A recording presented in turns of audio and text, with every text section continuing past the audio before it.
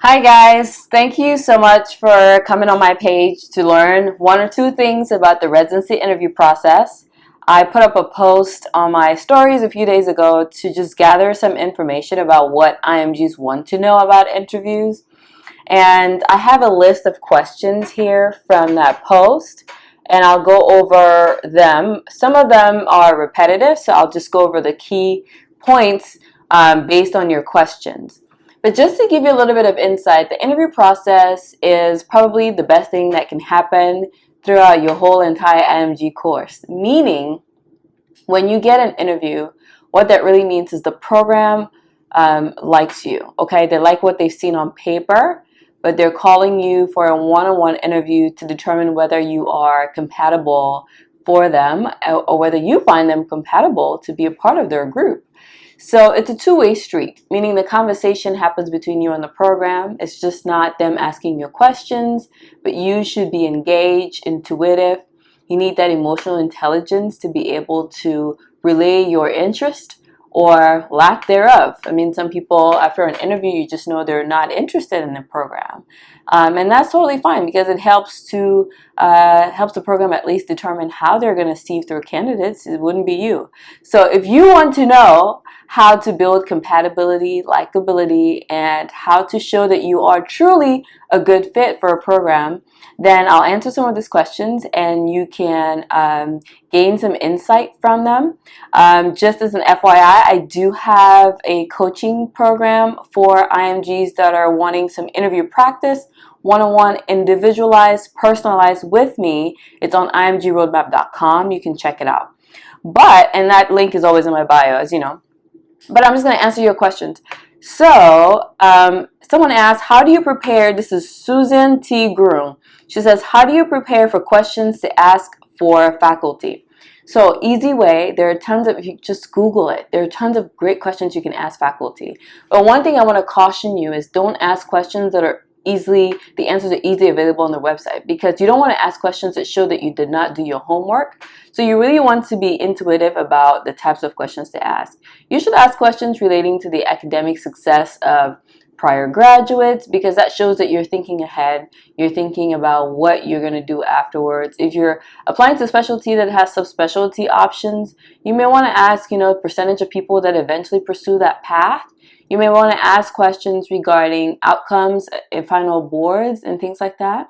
But don't ask things that are on the website. Don't ask questions that are easily answerable by a Google search, right?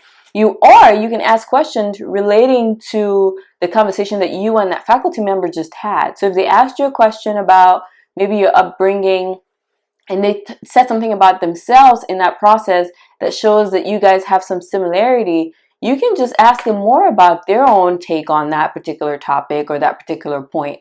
Now, always avoid political issues. Always avoid like super religious issues. The gender bias type things. Just don't bring anything that's socially controversial. Don't ask about it, okay? The next thing that I have on here is, do you know any non-US IMG that matched into surgery residency? What made them stand out? This is from Caffeinated 2428. So I know non-US IMGs that have matched into surgery, but of course they're fewer than maybe those that match into primary care. But, I think for this person, the one person that came to my head right now, what I'll say is he had really good board scores for sure. But then beyond that, during the interview, he was really nice, I would think, because he's a nice person in general. But I think this is someone that's also he's not socially awkward. He knows how to spark conversation. He has charisma, I would say. I would say that's probably how he made his way through a general surgery interview. And for that specialty, I've never interviewed for surgery, so I can't speak a lot to it. But for that specialty, I would say they like a little bit more edge compared to maybe primary care that likes a little bit more somber personalities, people that are highly empathetic and such. But I would say that. And I think on my blog, if you go on my blog, I do have an interview with different surgical specialties. I think I have an interview with plastic surgery, OBGYN. So you can read their stories and learn what made them stand out.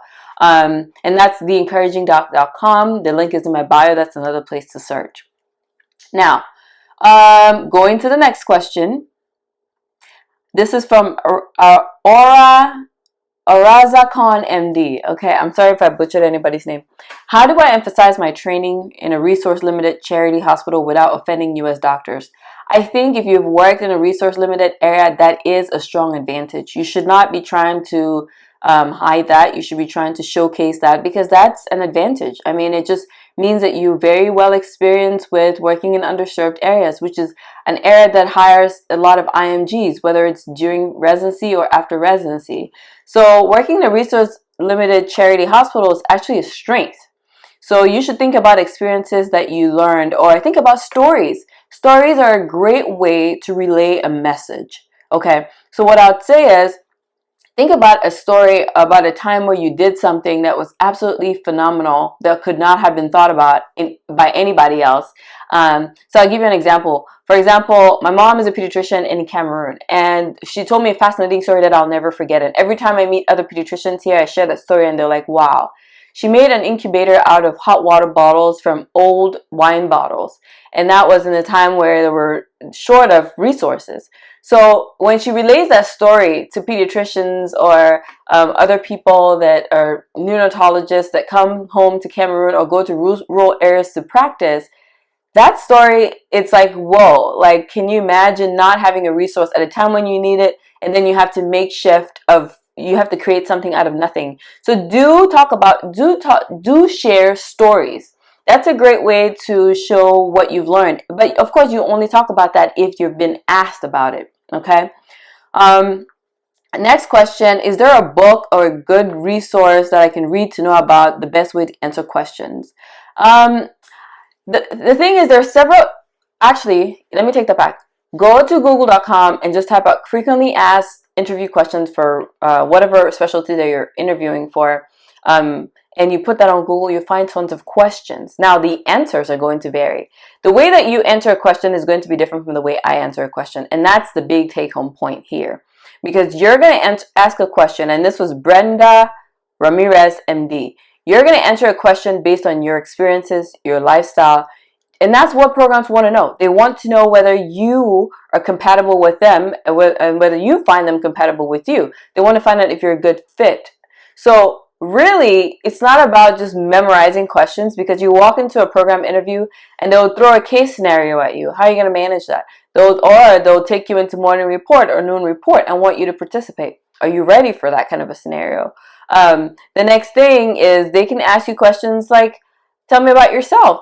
There's nobody on earth that has the same answer to that question like you do. So you need to figure out the parts of your story that you're going to highlight when such a question comes up. A great resource, I have an online course for it. I have a whole 60-minute module that you can take. It's on imgroadmap.com. It's IMG Roadmap interview, residency interview coaching. There's no www, just type in imgroadmap.com. Interview coaching is the 4th course on there, and you can just pick that and watch that whole entire video. It goes in depth into things that you need to know about the interview process.